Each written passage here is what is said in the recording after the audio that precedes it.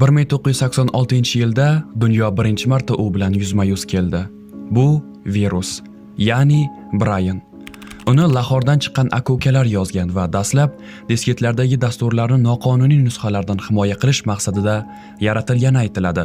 Biroq u kutilmaganda boshqa mashinalarga tarqalib, tarixiy birinchi kompyuter infeksiyasiga aylandi.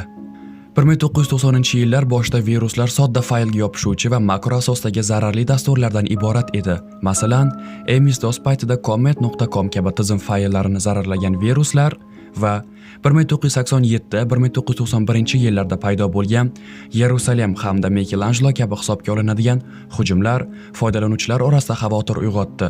Ularning ba'zilari ma'lum sanalarda, masalan, Michelangelo 6-mart faollashib, ma'lumotlarni yo'q qilardi. Bu davr viruslarni ko'proq kod san'ati va dasturchi massivlar bilan bog'langan fenomen sifatida tanishtirdi. 1999-2000-yillarda elektron pochta va internetning ommalashuvi bilan viruslar yangi bosqichga o'tdi.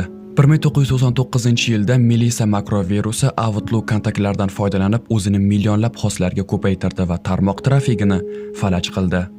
U tijorat tizimlarida xavfsizlik siyosatlarini qayta ko'rib chiqishga majbur qildi. 2000-yilda esa I love you xabari bilan tarqalgan uyatli ko'rinishga o'xshagan surat orqali millionlab Windows mashinalariga yoqib, milliardlab dollar zarar keltirdi. Bu davr odamlarning ijtimoiy muomalasiga tayanib hujum qiluvchi sotsial injeneriyaning kuchayishini ko'rsatdi.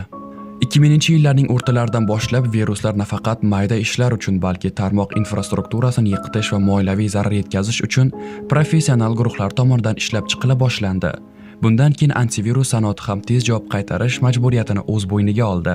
Antivirus kompaniyalari virusni aniqlash va vaksina ishlab chiqish orqali hujumlarni cheklashga urinib, xavfsizlik bo'yicha yangi me'yorlarni joriy etdilar. 2010-yil esa virus tarixida yangi siyosiy va sanoatga yo'naltirilgan bosqichni boshlab berdi. Stuxnet nomli murakkab vorim 2010-yilda fosh etildi va u odatiy faylni o'chirishdan ko'ra sanoat nazorat tizimlarida jismoniy zarar yetkazishga yo'naltirilgan edi. Stuxnet kiberqurol sifatida raqamli sabotaj davrining boshlanishi hisoblanadi. 2010-yillarning o'rtalaridan boshlab kiberjinoyatchilik nafaqat siyosiy maqsadlarda, balki moliyaviy daromad uchun ham tizimli korxona darajasida tashkil etildi. 2017-yilda WannaCry ransomware butun dunyoda minglab tashkilotlarni qulflab, tibbiy xizmatlar, yirik kompaniyalar va hukumat tizimlariga sezilarli zarar yetkazdi. Bu hujumlar davlatlar, haker guruhlar va shaxsiy jinoiy tarmoqlar orasidagi chegaralarni yo'qotayotganini ko'rsatdi va hukumatlarni hamda xavfsizlik yetakchilarini noqulay javob choralarini qayta ko'rib chiqishga majbur qildi. Zamonaviy davrda viruslar va zararli dasturlar bir nechta asosiy yo'nalishda rivojlandi. Birinchi navbatda ransomware fayllarni shifrlab pul talab qilish. Ikkinchisi APT Advanced Persistent Threat tipidagi uzoq muddatli ixtisoslashgan hujumlar, siyosiy yoki sanoat maqsadlar. Uchinchisi Malware as a Service qarovsiz bozorlar orqali zararlilarini sotish, ijaraga berish va to'rtinchisi sun'iy intellekt va avtomatlashtirishni qo'llagan xavfli modullardir. Kiberjinoyatchilar tobora professional va tijoratlashtirilgan tarzda harakat qilmoqda hamda zaifliklardan foydalangan holda moliyaviy va siyosiy maqsadlarni amalga oshirmoqda. Mutaxassislar ham bu jarayonni tanqidiy baholaydi. Mashhur xavfsizlik mutaxassisi Bruce Skinner odam omili va tizim zaifligiga e'tibor qaratgan holda xavfsizlik tizimlari texnik kamchiliklardan ko'ra ko'proq insoniyat xatolari tufayli muvaffaqiyatsiz bo'ladi deb ta'kidlagan. Bu esa sotsial injeneriya va foydalanuvchi xatosi viruslar muvaffaqiyati uchun hal qiluvchi ekanini eslatadi.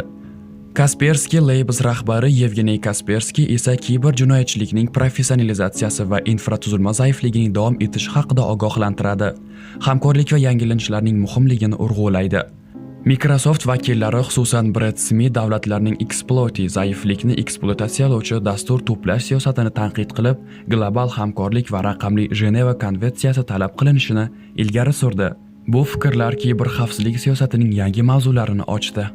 Hozirgi vaqtlarda yondashuvlar ikki yo'nalishda davom etmoqda: korporativ va davlat darajasida faol kiber defense va huquqiy choralar, patch management, zaruriy auditlar, XDR va EDR platformalar, xalqaro hamkorlik, shaxsiy darajada esa ma'lumotni zaxiralash, phishingga qarshi ehtiyot choralar va vaqtida yangilash singari oddiy ammo samarali amaliyotlar. Mutaxassislar shu bilan birga aytadiki, texnologiya va inson omilini birga yangilash kerak. Texnik yechimlar yetarli emas, odamlar ham o'qitilishi va ongli bo'lishi shart. Xulosa qilib shuni aytish mumkin. Kompyuter viruslari tarixi bevosita texnik taraqqiyot, ijtimoiy muomala va siyosiy raqobat tarixi bilan chambarchas bog'liq. 1986-yildagi Braindan boshlab hozirgi sun'iy intellektga ta'sir ko'rsatishi mumkin bo'lgan parchalargacha viruslar doimo muhitga moslashib, motivlarini o'zgartirdi, himoyadan, qasosdan, mavhum o'yindan tajovuzgacha. Bugun esa bizning vazifamiz nafaqat texnik himoya qilish, balki qonunchilik, xalqaro hamkorlik va xalqni xabardor qilish orqali shu xavfni boshqarishdir. Siz nima deb o'ylaysiz? Viruslar inson yaratgan yaratish qurbonlikmi yoki texnologiyaning o'zgaruvchanligi? O'z fikrlaringizni izohlarda yozib qoldiring.